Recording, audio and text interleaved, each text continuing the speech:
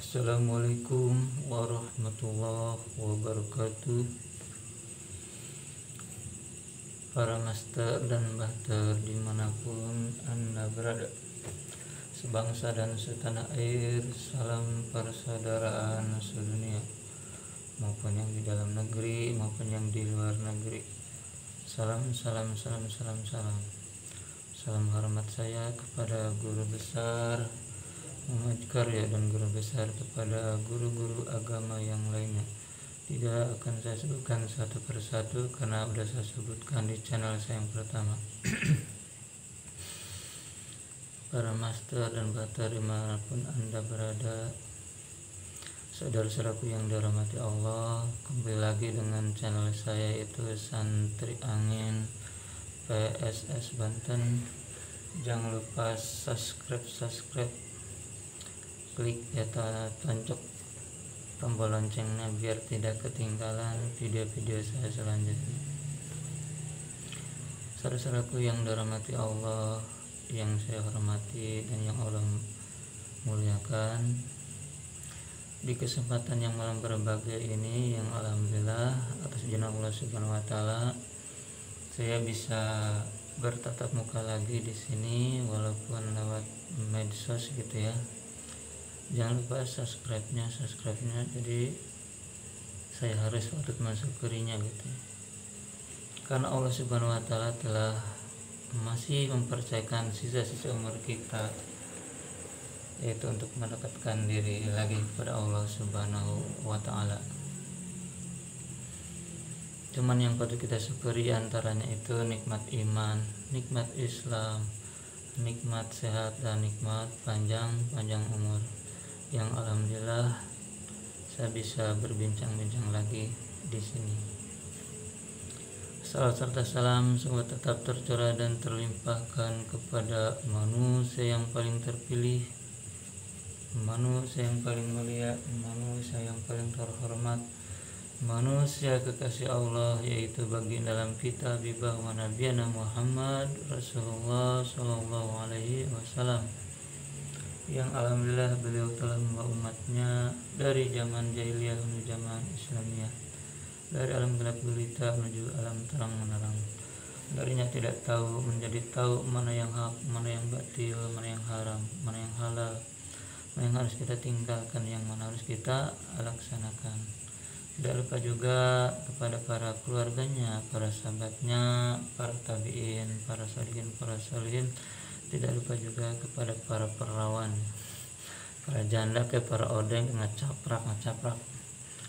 Waalaikumsalam, ya ada yang ngasih salam kepada Santri Angin, katanya Assalamualaikum Santri Angin, semoga sehat panjang umur. Ya, waalaikumsalam.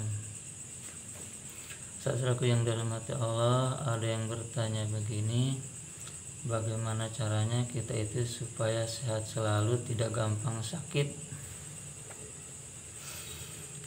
Nah, saudaraku udah tahu pada belum jawabannya? Jadi begini ya, tadi kan ada yang bertanya bagaimana caranya tubuh kita itu supaya sehat terus, tidak gampang mudah sakit dan tidak mudah gampang kena penyakit.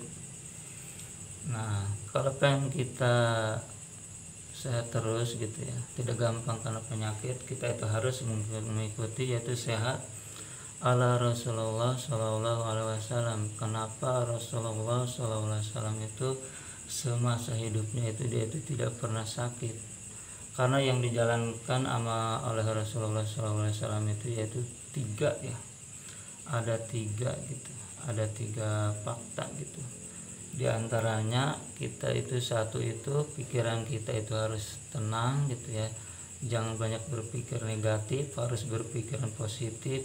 Yang kedua itu harus rajin berolahraga gitu ya. Yang ketiga itu yaitu harus teratur makan dan teratur tidur. Insya Allah itu yang dijalankan oleh Rasulullah SAW ketika semasa hidupnya. Saya ulang lagi, yang pertama pikiran, karena yang awal-awal dari itu adalah pikiran gitu ya. Kalau kita pikiran luar, pikiran rumat gitu ya, walaupun kita lagi sehat, kalau pikiran kita rumit bisa aja masuk gitu ya. Karena kalau udah pikiran kita kemana-mana, pikiran kita negatif, pikiran kita berprasangka buruk kepada orang, itu akan menimbulkan penyakit juga gitu ya. Itu penyakit apa ya, penyakit hati bisa gitu ya, batin bisa juga, penyakit mah juga bisa, karena suka berprasangka buruk kepada orang. Jadi kalau kita pengen sehat terus, yang pertama pikiran dulu ya, pikiran dulu tenangkan gitu ya, jangan banyak pikiran yang enggak gitu ya. Insya Allah atas izin Allah Subhanahu Wa Taala. Contohnya ketika kita digigit ular gitu, kalau kita pikiran kita negatif gitu ya, ibaratnya tidak tenang, jadi racun itu akan terus cepat menyalur ke tubuh kita. Coba kalau kita berpikiran positif, tenang, jadi si racun pun akan lambat gitu, akan lambat dengan pikiran yang positif gitu. Jangan berpikiran negatif, apalagi kita berpikiran wah ketika kita dipatuk ular kita akan mati. Nggak boleh berpikiran seperti itu, akan dampak juga kepada gigitannya gitu ya.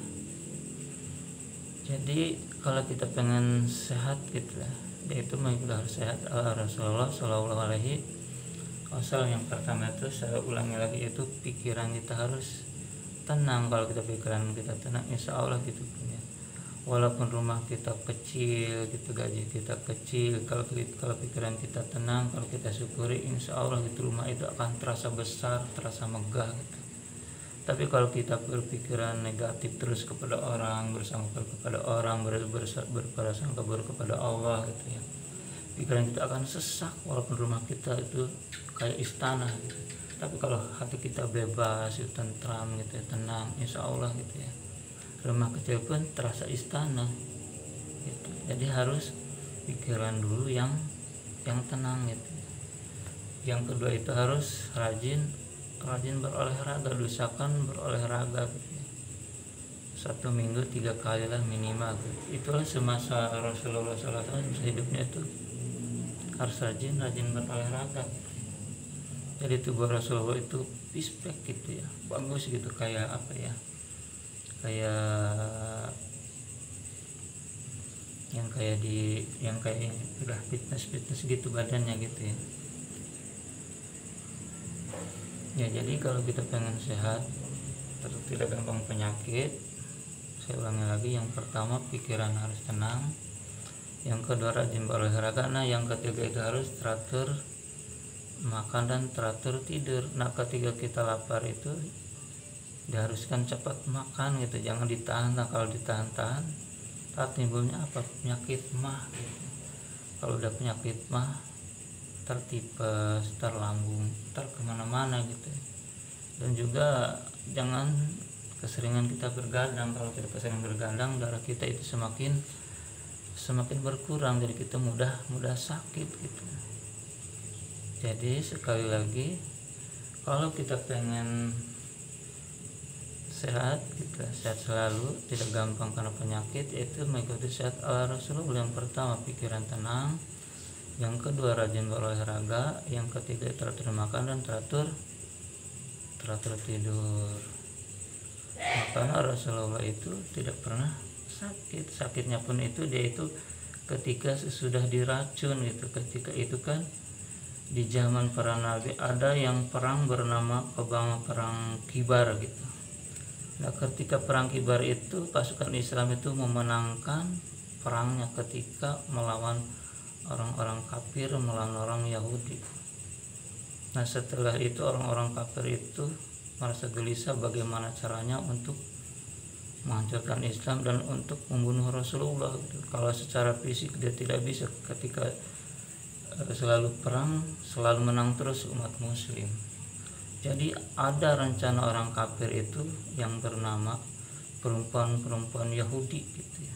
Perempuan Yahudi itu bagaimana caranya untuk membunuh Rasulullah. Dia itu membuat rencana itu untuk meracuni Rasulullah gitu ya.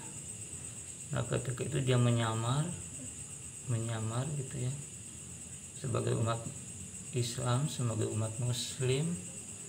Dia itu ngasih daging kambing gitu ya kepada Rasulullah. karena saking bencinya, saking jengkelnya karena suaminya itu terbunuh sama Rasulullah gitu ya. Makanya perempuan Yahudi itu berusaha bagaimana caranya itu untuk membunuh Rasulullah, itu dengan cara meracuninya gitu kan. Nah ketika itu perempuan Yahudi itu mendatangi Rasulullah dan membawakan daging kambing, karena Rasulullah itu hobinya itu makan daging kambing, bukan daging onta, bukan daging sapi gitu ya, bukan daging kerbau, tapi kesukaan Rasulullah itu makan daging kambing. Nah ketika mau dimakan atas izin Allah Subhanahu wa taala, baru nempel di bibir saja, daging itu berbicara, wahai Rasulullah, kalau daging ini ada racunnya. Nah ketika itu Rasulullah pun langsung meludahkan, memuntahkannya, baru nempel di bibir doang gitu ya. Tapi kalau temannya itu dia itu meninggal karena dia sempat memakan temannya itu yang bernama Bisri bin Bahru radhiyallahu anhu. Dia itu sempat meninggal karena itu dia sempat memakannya gitu. Jadi kalau kita pengen sehat selalu gitu, sehat bugar, itu harus mengikuti sehat ala Rasulullah, karena Rasulullah pun semasa hidupnya tidak pernah sakit. Itu sakitnya pun ketika bekas diracun sama wanita Yahudi itu yang dendam kepada Rasulullah gitu. Makanya dia itu membuat rencana bagaimana caranya itu untuk membunuh Rasul itu dengan meracuninya gitu. Jadi segala penyakit itu pasti ada obatnya gitu, terkecuali ajab dari Allah. Kalau udah ajab dari Allah itu susah diobati gitu. Contohnya penyakit HIV itu belum pernah ada obatnya, karena penyakit HIV itu kalau masa itu adalah ajab dari Allah, itu teguran dari Allah. Yang suka orang berzina gitu, yang suka orang berhubungan intim dengan orang lain, bukan dengan mahramnya, bukan dengan istrinya atau dengan suaminya, makanya Allah itu memberikan penyakit HIV gitu. Itu contoh kecilnya gitu. Jadi kembali lagi, kalau kita pengen sehat selalu, bugar, yaitu harus semakin sehat ala Rasulullah. Yang pertama, pikiran kita harus tenang, berpikiran positif terus. Hidup kita harus dinikmati, disyukuri gitu, karena kebahagiaan itu diciptakan, bukan dicari gitu ya. Kalau kebahagiaan itu dicari susah, jadi ciptakan bagaimana kita harus bisa bahagia, ya harus mensyukurinya gitu ya. Tapi ada tapinya gitu, harus sesuai dengan syariat Islam. Ada kan orang-orang yang lagi pusing, yang lagi bingung, yang lagi stres gitu, pengen senang hidupnya, mengambil jalan-jalan setan, jalan iblis, itu menganggap seperti berjudi, minum-minuman gitu, pesta narkoba, itu jalan yang salah gitu. Jadi kalau kita pengen hidup tenang itu bikinlah sendiri, ciptakan sendiri kebahagiaan itu ya.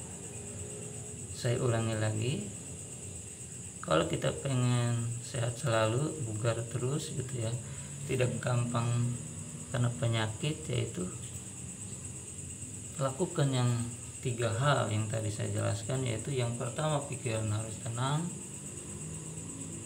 yang kedua rajin berolahraga, yang ketiga teratur makan dan teratur tidur. Terus ada yang orang bilang katanya semuanya penyakit datangnya dari Allah. Bukan, tidak semuanya penyakit. Kalau menurut di hadis gitu ya, kalau penyakit itu yang datang dari Allah itu cuma penyakit demam. Kalau penyakit mah, penyakit tipes, kanker, stroke, itu atas keteledoran kita. Contoh kecilnya, kalau kita penyakit emah itu apakah itu atas dari Allah, apakah atas keteledoran kita? Kenapa kita ketika lapar nggak berburu makannya kita itu kena penyakit mah, penyakit tipes? Kenapa kita sering stroke? Karena sering marah-marah, sering emosi gitu, sering darah tinggi. Itu atas keteledoran kita, bukan dari Allah gitu. Nah jadi kalau kita dikasih sakit Allah Subhanahu penyakit demam itu, kita itu harus sabar, harus mensyukurinya, karena dosa kita itu lagi diambil 1 tahun. Satu kali kita sakit demam itu 1 tahun dosa kita itu diambil. Tapi ketika kita sakitnya, kita harus ikhlas, jangan mungsang-mangsan, jangan marah-marah. Kita batuk marah-marah, ketika kepala pusing kita marah-marah, ketika kita bersin marah-marah. Itu bukannya dosa kita diambil, tapi akan mendapatkan dosa gitu ya. kembali lagi, kalau kita pengen sehat, bugar, kita tidak gampang kena penyakit, itu lakukan nasihat ala Rasulullah, yaitu yang pertama pikiran harus tenang, yang kedua rajin berolahraga, yang ketiga teratur makan dan teratur tidur. Mungkin itu saja yang dapat saya sampaikan, kurang lebihnya mohon maaf. Namanya juga saya masih belajar, cuman berbagi ilmu, karena saya ingat ada Rasulullah, sampaikanlah dariku walaupun dengan satu ayat. Jadi kalau Anda saudara tahu ayat itu, satu ayat 3, sampaikanlah dengan ilmunya gitu. Nah, saya tutup saja ya videonya. Salam untuk semuanya, semoga bermanfaat yang tadi saya sampaikan, karena kebenaran datangnya mutlak dari Allah Subhanahu wa taala dan kesalahan datangnya dari hawa nafsu saya pribadi. Jazakumullahu khairan katsira, wabillahi taufiq wal hidayah. Wassalamualaikum warahmatullahi wabarakatuh. Salam persaudaraan sedunia.